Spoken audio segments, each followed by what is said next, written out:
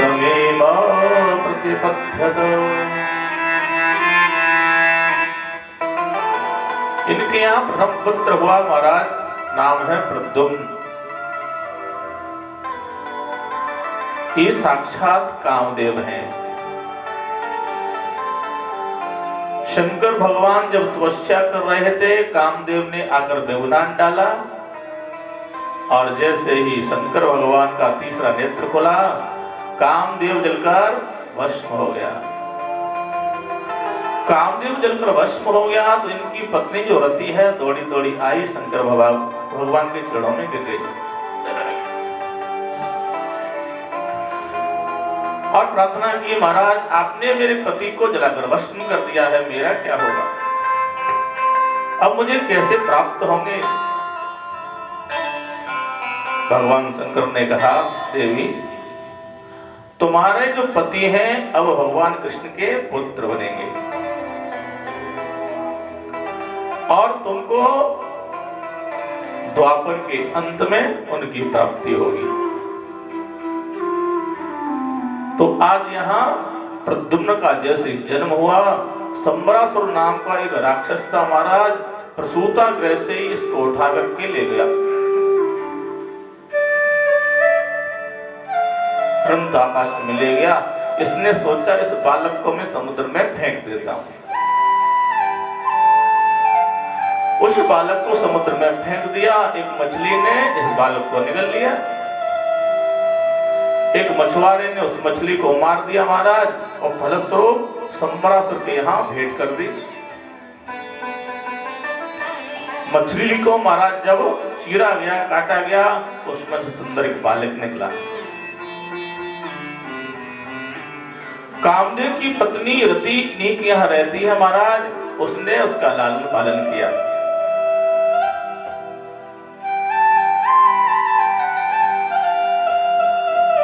और जैसे ही प्रद्युम्न बढ़ने लगे, बड़े होने लगे, रति इनकी जो पत्नी है बड़ी सेवा करती है।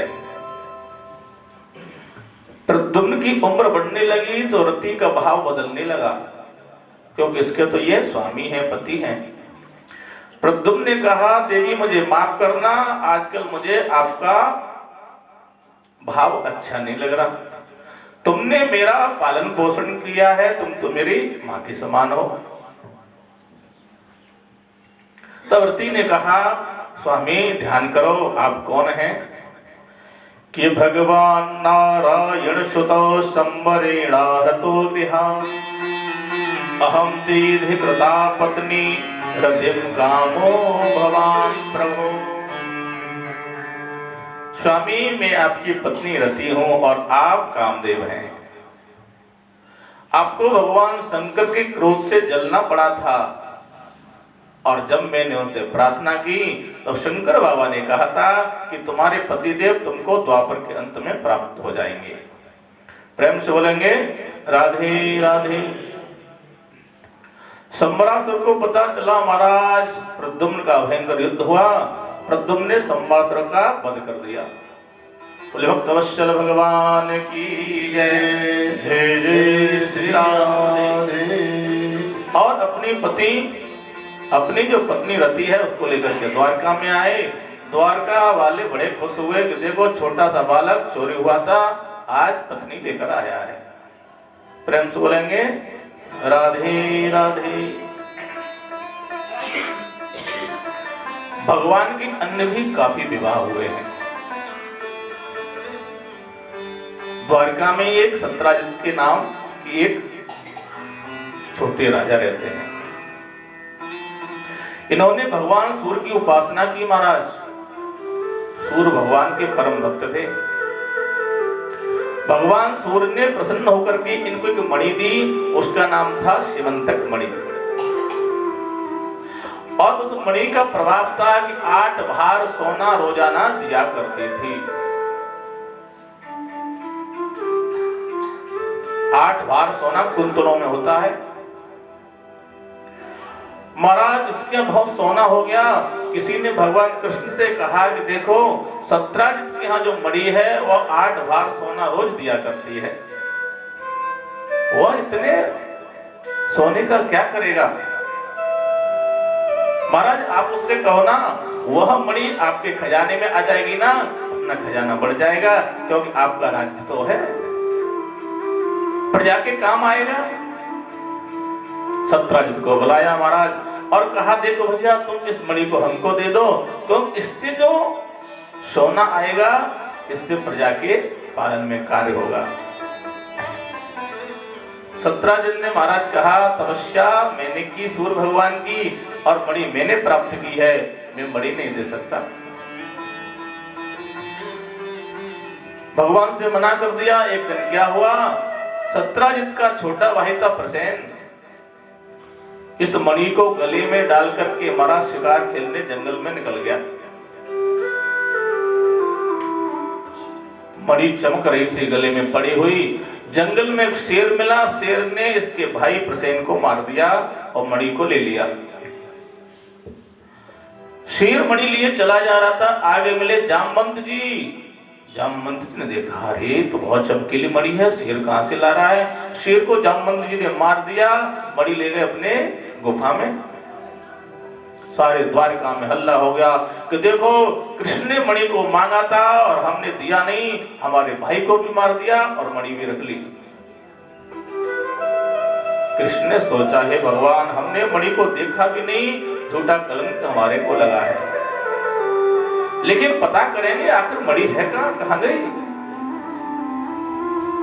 भगवान कृष्ण निकले मणि की खोज में। पता चला कि महाराज उसका भाई कुछ दूर पर मरा हुआ पड़ा है, और आगे गए तो एक शेर मरा हुआ पड़ा था, और वहां से आगे जा रहे हैं तो जामवंत जी के चरण चिन्ह दिखाई दे रहे हैं। भगवान कृष्ण पीछा करते करते पहुंच गए जहां जामवंत जी की गुफा थी। उस गुफा में मणि से महाराज जामवंत की जो छोटी एक बेटी है वो खेल रही थी। कृष्ण ने देखा कि देखो मणि तो यहाँ है। जैसे ही मणि को लेना चाहा कि जामवंत जी आ गए। जामवंत जी को बड़ा क्रोध आया, मेरे पीछे मेरी कन्या के पास तुम कैसे आए। जामवंत जी बहुत बलवान थे। जब महाराज रावण और राम का युद्ध हुआ था ना, रावण ने बहुत भयंकर युद्ध किया राम जी से, राम जी ने उसको मार दिया। जामवंत जी ने कहा भगवान आपने अच्छा नहीं किया, अरे मुझे भी तो लड़ने का मौका देते रावण से, मेरी तो बाजियों में खुजली हो रही है लड़ने के लिए, रावण को आपने मार दिया, मैं आपसे लड़ना चाहता हूं। राम जी ने कहा भैया यह इच्छा भी तुम्हारी पूर्ण करेंगे, लेकिन अभी नहीं, अभी हम मर्यादा में हैं, आप हमारे सेवक हैं, लेकिन द्वापर के अंत में जब हम कृष्ण बनकर आएंगे तुम्हारी इस इच्छा को भी पूर्ण करेंगे। और ऐसा वर्णन आता है जामवंत जी में और भगवान कृष्ण में 27 दिन तक युद्ध चलता रहा। जामवंत जी की नस नस ढीली हो गई। तब उन्होंने सोचा ये कोई साधारण नहीं है, ये तो मुझे लगता है मेरे राम जी ही कृष्ण बनकर आए। बोले भक्तवत्सल भगवान की जय। जय जय श्री राधेश्याम। जामवंत जी ने भगवान कृष्ण को प्रणाम किया और पूछा महाराज कैसे आना हुआ। भगवान कृष्ण ने कहा कि देखो ये जो मणि है ना, ये हमको दे दो, हमको कलंक लगा हुआ है। जामवंत जी ने कहा मणि आपको मैं कैसे दे दूं, इस मणि को तो मैं अपनी कन्या को दे चुका हूं। अगर आपको मणि चाहिए तो एक काम करना पड़ेगा, मणि भी ले जाओ और मेरी कन्या भी ले जाओ, इसके साथ विवाह कर लो। तो भगवान का दूसरा विवाह हुआ जामवती के साथ, जो जामवंत की पुत्री है। प्रेम से बोलेंगे राधे राधे। अब जब मणि लेकर के भगवान द्वारका में आए तो द्वारकावासी कहने लगे देखो देखो सत्राजित को, इसने द्वारकाधीश भगवान कृष्ण को झूठा कलंक लगाया है। पहले जो द्वारका की प्रजा थी ना, वो कह रही थी कि देखो कृष्ण पहले माखन मिश्री चुराता था, अब माखन चुरा के छोड़ दिया है तो मणि चुरा ली। वही जनता आज क्या कह रही है, हम तो पहले ही कहते थे कृष्ण कभी ऐसा नहीं करेंगे, देखो उसका झूठा कलंक लगाया था। जनता कब बदल जाए कोई पता नहीं महाराज। प्रेम से बोलेंगे राधे राधे राधे राधे। सत्राजित को वो अच्छा नहीं लगा कि देखो मैंने कलंक लगाया है, मेरी बदनामी हुई है, तो भगवान से कहा मेरी पुत्री का विवाह मैं आपके साथ करना चाहता हूँ और मणि भी आपको दूंगा। बोले प्रेम से बोलेंगे राधे राधे राधे राधे। भगवान ने कहा भैया मणि तो अपने पास रखो, लेकिन विवाह कर लेंगे तुम्हारी पुत्री के साथ। तो तीसरा विवाह सत्राजित की पुत्री के साथ हुआ। एक बार अर्जुन और कृष्ण जमुना किनारे घूमने के लिए निकले। कृष्ण ने देखा एक कोई कन्या जमुना किनारे तपस्या कर रही है। कृष्ण ने कहा अर्जुन जाओ देख कर आओ, ये कन्या कौन है, क्या चाहती है। जैसे ही अर्जुन उस कन्या के पास गए, कन्या से पूछा देवी तुम कौन हो और यहाँ क्या कर रही हो।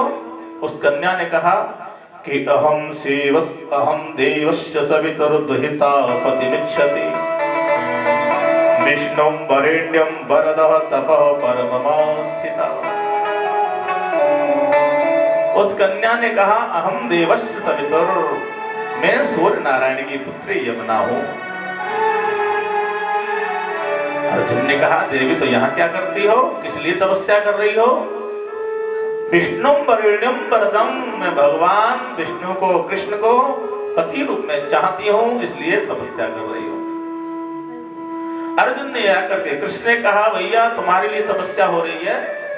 कृष्ण ने कहा तो भैया ले आओ। और जैसे आए चौथा विवाह यमुना जी के साथ भगवान का हुआ। प्रेम से बोलेंगे राधे राधे। पांचवा विवाह भगवान का मित्र वृंदा के साथ हुआ। और प्रेम से बोलेंगे राधे राधे। और छठवां विवाह नग्नजित के साथ, नागनजित की कन्या थी उसके साथ हुआ। और आठवां विवाह भगवान का लक्ष्मण जी के साथ हुआ। इस तरह से भगवान के 8 विवाह हुए अभी तक। प्रेम से बोलेंगे राधे राधे। एक महाराज भूमि का पुत्र था, उसका नाम था भौमासुर। भौमासुर राजा ने क्या किया कि 16,100 कन्याओं को बंदी बना लिया था। भौमासुर ने सोचा 21,000 हो जाएंगी तो इन सबके साथ मैं शादी कर लूंगा। किसी ने आकर के भगवान से कहा कि भगवान भौमासुर के यहाँ 16,100 कन्याएं बंदी हैं, आप उनको बचाइए। भगवान कृष्ण कहे महाराज भौमासुर का उद्धार किया और कन्याओं से कहा कि जाओ देवियों अपने अपने घर के लिए प्रस्थान करो। उन देवियों ने कहा भगवान अब हम कहाँ जाएंगे, हमें कौन स्वीकार करेगा। हम इस राजा की कैद में बंदी बन के रही हैं, हमारे साथ विवाह कौन करेगा। हम तो आपके साथ विवाह करना चाहते हैं। तब भगवान ने एक ही मुहूर्त में 16,100 कन्याओं के साथ विवाह किया। प्रेम से बोलेंगे राधे राधे। तो भगवान के कुल विवाह कितने हुए 16,108। अब देखिए विवाह हो गए 10-10 पुत्र हुए एक एक देवी से और एक एक कन्या ऐसा वर्णन आता। जब रुक्मिणी जी के महाराज 10 पुत्र हुए, भगवान ने सोचा इतने दिन हो गए लेकिन कभी भी रुक्मिणी ने क्रोध नहीं किया। रुक्मिणी क्रोध में कैसी लगती होंगी, मैंने देखा ही नहीं। आजकल की स्थिति बदल गई। भगवान तो कहते हैं कि रुक्मिणी ने अभी तक क्रोध नहीं किया कि गुस्सा होती क्या है। आजकल देखो तो महाराज गुस्सा सिर पर बैठी रहती है। कृष्ण ने सोचा मैं देखो जरा कैसी लगती होंगी हमारी रुक्मिणी जी। प्रेम से बोलेंगे राधे राधे। भगवान कृष्ण ने कहा रुक्मिणी से, देवी तुमने मेरे साथ विवाह करके अच्छा नहीं किया। मेरे अंदर कोई भी गुण नहीं है, मुझ में क्या देखा तुमने? और देखो मेरे माता पिता का भी कोई पता नहीं है। कोई कहता है वसुदेव का बेटा है, कोई कहता है नंद बाबा का बेटा है। मेरे माँ बाप का पता नहीं, मेरे अंदर कोई गुण नहीं, फिर भी आपने मेरे साथ विवाह किया। देवी अभी भी कुछ नहीं बिगड़ा है, चाहो तो तुम अभी भी विवाह कर सकती हो। जैसे भगवान ने कहा तुम अभी विवाह कर सकती हो, रुक्मिणी को तो महाराज बेहोश हो गई। सुनते ही क्रोध नहीं आया, सुनते ही बेहोश हो गई, धाम से गिरने लगी। जैसे भगवान ने 4 भुजा वाला रूप धारण किया और महाराज रुक्मिणी को पकड़ा। एक हाथ से पंखा झरने लगे, एक हाथ से जल पिलाने लगे। थोड़ी देर में जब रुक्मिणी को होश आया, रुक्मिणी ने कहा भगवान आपने सत्य ही तो कहा है। आपने कहा मेरे अंदर कोई गुण नहीं है, तो भगवान आप तो तीनों गुणों से परे हैं। सत्य गुण रजत ये तो हम जीवों में होते हैं, आप तो नारायण है। नारायण तो निर्गुण है, उसमें क्या गुण होगा? और आपने कहा मेरे माता पिता का पता नहीं। भगवान माता पिता तो हम लोगों के होते हैं, आप तो सबके माता पिता हैं, आपका भला कौन माता पिता होगा? इस तरह से रुक्मिणी ने जब जवाब दिया भगवान प्रसन्न हो गए। भगवान ने कहा देवी मैंने तो हास्य प्रयास में ये बात कही थी कि अयम ही परमो लाभो ग्रहीषु गृहमेधिना यन्मयि नीयते यामः प्रियाया भीरुभामिनी। यही तो ग्रस्त जीवन का परम लाभ है। अरे देवी कभी कभी हास्य परिहास करना चाहिए ना। पति पत्नियों में झगड़े तो बहुत होते हैं, लेकिन कभी कभी हास्य परिहास भी करना चाहिए। मैंने तो केवल ऐसे ही हास्य प्रयास में ही कहा था, लेकिन आप तो दिव्य हो, आपके चेहरे पे अभी भी क्रोध नहीं आया। देवी प्रेम से बोलेंगे राधे राधे। आगे महाराज कथा आती है, इन्हीं की जो पुत्र हैं प्रद्युम्न अनिरुद्ध, इनका विवाह हुआ। बाणासुर की एक बेटी है उषा, इसको स्वप्न में अनिरुद्ध दिखाई दिए, भगवान के जो पुत्र हैं। इसका एक चित्रलेखा दासी रहती थी। उषा ने बताया कि मुझे आज ऐसे रूप में दिखाई दी। उसने सारा चित्र बना दिया और पता करवाया ये कौन है, कहां रहते हैं। और योग माया से महाराज क्या हुआ कि अनिरुद्ध को ला करके अपने कक्ष में रख लिया। बाणासुर को पता चला कि मेरी कन्या के कक्ष में कोई पुरुष है। महाराज उससे युद्ध होने लगा, लेकिन बाणासुर शंकर भगवान का भक्त था। इसके पक्ष में शंकर जी युद्ध करने आ गए, उधर भगवान को पता चला कृष्ण भगवान भी युद्ध करने आ गए। दोनों में भयंकर युद्ध हुआ।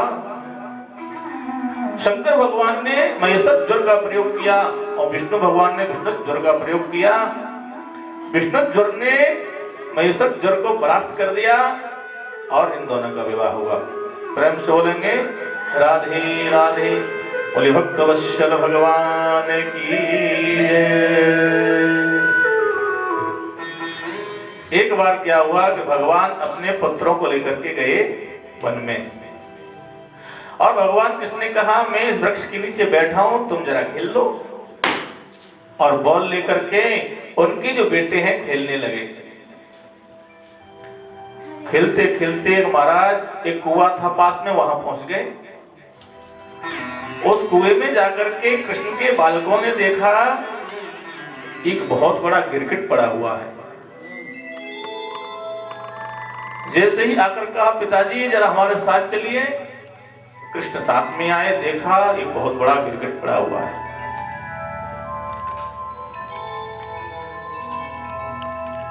भगवान का स्पर्श हुआ और वो दिव्य रूप धारण कर लिया। भगवान ने पूछा तुम कौन हो?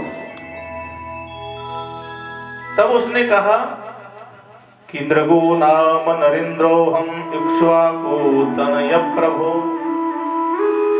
दानिस्वाख्यायमानेषु यदि ते कर्णमस्पृशम्।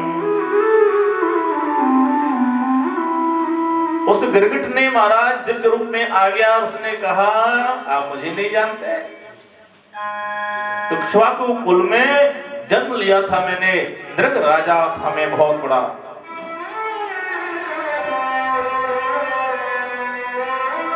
भगवान ने कहा कि अच्छा,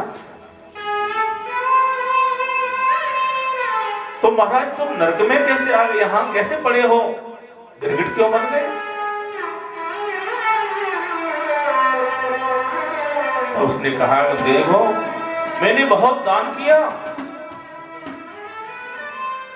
मैंने इतना दान गाय दिए हैं कि महाराज कोई तारों को गिन सकता है, भूमि के कणों को गिन सकता है, लेकिन मैंने कितनी दान गाय दी है कोई गिन नहीं सकता। भगवान ने कहा हो आप